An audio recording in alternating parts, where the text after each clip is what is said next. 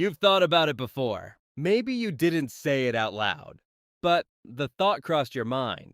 You and your friend grew up the same way, same neighborhood, same kind of family, same school maybe, around the same age.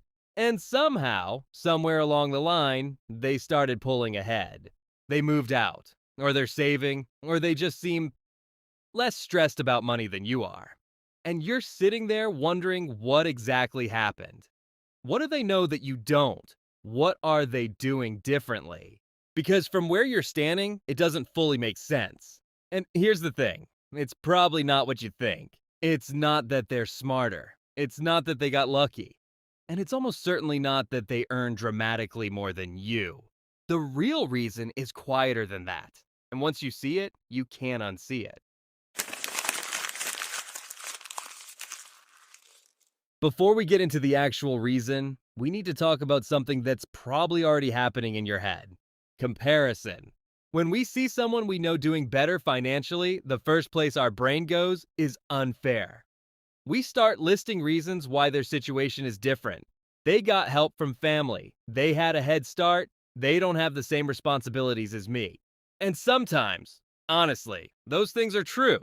Real advantages exist, and pretending otherwise would be dishonest. But here's the problem with stopping there.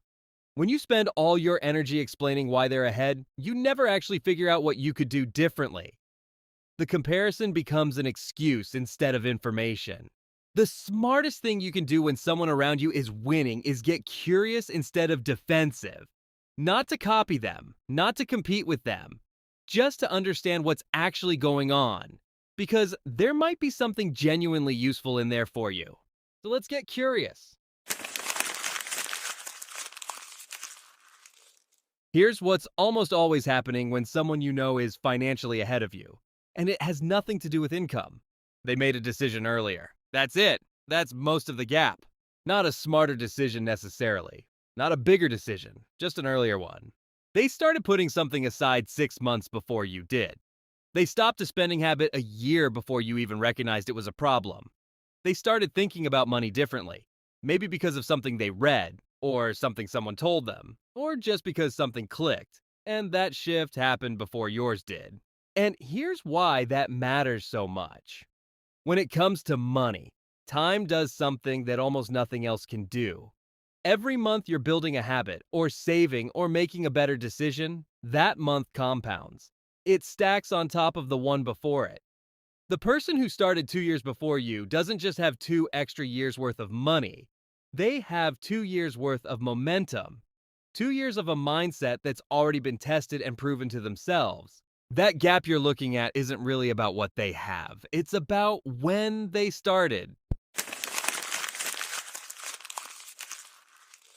So, what did they actually do? What was the decision that started everything? 9 times out of 10, it wasn't dramatic. They didn't launch a business overnight. They didn't stumble into some investment that paid off huge. They didn't get a massive raise that changed everything. What most financially ahead people did, the ones who aren't from wealthy families and didn't get a massive head start, is something almost embarrassingly simple. They stopped treating whatever was left over as spending money. That's the move. Most people spend first and save whatever is left, which, as we've talked about before, usually means nothing is left. But the person who's ahead of you financially flipped that. They decided, at some point, that a portion of what they earn goes somewhere before it has a chance to disappear. Before the food, before the fun, before the spontaneous purchases, before life eats it up. They didn't save because they had extra. They saved first and then figured out how to live on what remained. And they started doing that earlier than you. That's the secret. That's the whole thing. But here's a layer to this that people almost never discuss. Part of why you haven't started, or why you started and stopped, is social pressure. Not the dramatic kind, the quiet, everyday kind. It's the group trip that would wipe out what you were trying to save. It's the friend group that eats out every weekend and it would feel weird to say no. It's the unspoken pressure to keep up, to look like you're doing fine, to match the lifestyle of the people around you, to not be the one who seems like they're struggling. And here's the cruel irony of that pressure. The friend who is ahead of you financially, At some point, they said no to that same pressure. They had the same group chats, the same invitations, the same urge to just enjoy the money and worry about tomorrow later. But they drew a line somewhere.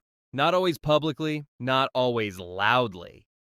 Sometimes it was completely invisible to everyone around them. They just quietly started protecting a portion of what they earned, even when it was socially inconvenient to do so. That quiet decision is one of the most underrated things a person can do for their future. There's a way of thinking about money that separates people who build something from people who stay stuck. And it comes down to one question. Are you living for right now, or are you playing a longer game? Now, before you roll your eyes, this isn't about denying yourself everything enjoyable. It's not about being miserable in the present to maybe be comfortable in the future. That's not a real trade anyone should make. The actual shift is more subtle than that. It's understanding that every financial decision you make today is casting a vote. A vote for the kind of life you'll have in 2 years, in 5 years, in 10, and you get to choose what you're voting for. The person ahead of you financially isn't living like a monk. They're probably enjoying their life. But they made a decision, consciously or not, to vote differently with at least a portion of their money. They stopped seeing savings as money they were losing. They started seeing it as money they were sending to their future self. And that reframe, as small as it sounds, changes everything about how you relate to your bank account. Here's the part of this conversation that actually matters. None of what we've talked about is permanent. The gap between you and your friend is not a life sentence. It is a head start. And head starts can be closed. Not overnight, not with some dramatic move, but consistently, quietly over time, the gap absolutely closes. Because here's what early starters eventually run into. Their growth slows down as their responsibilities grow. Life gets more expensive for everyone. And the person who starts later but starts right, who understands the actual moves, can close years of distance in a shorter time than you'd think. The only thing you actually can't recover is time you spend doing nothing. Every month you wait is a month of potential momentum you don't get back. Not because it's too late, it's almost never truly too late, but because momentum is the whole game, and you want as many months of it working for you as possible. The best time to start was last year. The second best time is this month's payday. So the next time you look at a friend who's ahead and you feel that familiar sting, let it push you forward instead of pulling you down. They're not ahead because they're better than you. They're ahead because they made a decision earlier, and that decision was available to them the same way it's available to you right now. Start earlier than your future self wishes you had. Put something aside before life gets a chance to spend it. Draw a quiet line somewhere and hold it, even when it's inconvenient. Even when nobody around you is doing it. Even when the amount feels too small to matter. It always matters, it always compounds, it always adds up. Stop waiting for the right moment, or the right amount, or the right circumstances. The person you're looking at didn't wait for those things either. They just started. And now it's your turn. If this is the kind of conversation your circle needs to hear, share it. And if you want to keep going down this road with us, subscribe. Every video on this channel is built for one thing, and to help you actually move forward. See you in the next one.